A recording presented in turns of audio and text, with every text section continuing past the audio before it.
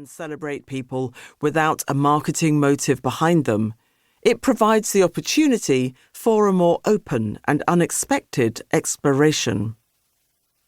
Ladipo Manyika is genuinely interested in everyone she writes about, some of whom she knows well, and all of whom are from her wider communities.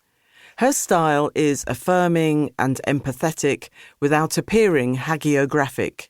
She recognises the talents and achievements of these exceptional individuals with a tacit awareness that, especially in societies where we are minoritised, we ourselves can, and indeed should, set the terms of appreciation and acknowledgement of each other, without hanging around waiting for others to anoint us. There is nothing anthropological or sociological about her perspectives or perceptions. She is a politicised, thoughtful, observant writer who has an instinct for what is interesting and illuminating, what is fun and enjoyable. And this book is a powerful testament to who we are and who we can be in the world, beyond reductionism and homogeneity, and beyond the annoyingly toxic tropes that dominate and misrepresent. While the more familiar narratives of discrimination and marginalisation exist, these individuals have not been crushed by society's inequalities, especially in the case of Evan Mawarire, the pro-democracy activist and pastor in Zimbabwe who has been imprisoned as a political prisoner and continues to fearlessly battle oppressive forces.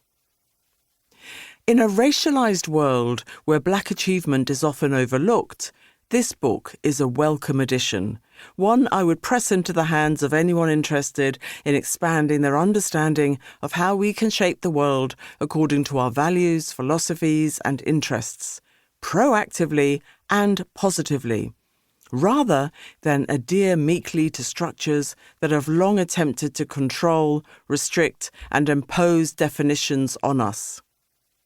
While the subjects in this book are widely divergent, which is to be welcomed, common denominators among them include self-determination, ambition, commitment to social and cultural change, and achievement against the odds.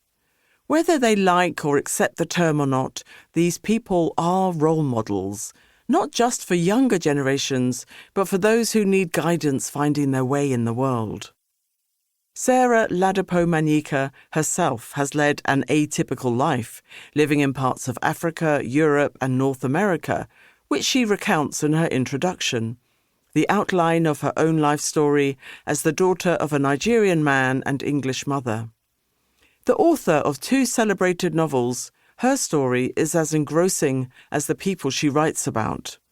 She has now lived for decades in the United States, but her gaze and experience, family ties and cultural interests extend far beyond its national borders. It's not surprising that someone with her background has conceived of a book that brings people's stories together from different parts of the world. It's not surprising that in this book, Willard Harris, who is not a public figure, will be seated at the table with Michelle Obama, Toni Morrison, and Henry Louis Gates Jr.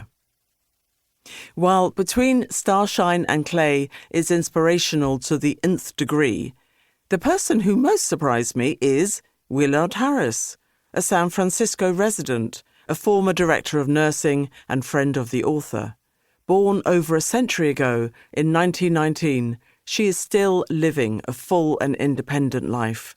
Harris goes for weekly walks and, wait for it, still works part-time. It's fitting that Ladipo Manyika thought to have included her alongside some very starry names, because she encapsulates the enviable spirit of survival, resilience and triumph. Still here, still active at her phenomenal age, still learning, still communicating, still enjoying life. Like the other people so carefully explored in this fascinating book, we have a lot to learn from her. Notes of a Native Daughter. Introduction. Not far from where I live in San Francisco is an outdoor athletic stadium where I walk, usually on the upper track, watching the athletes down below. People of all ages.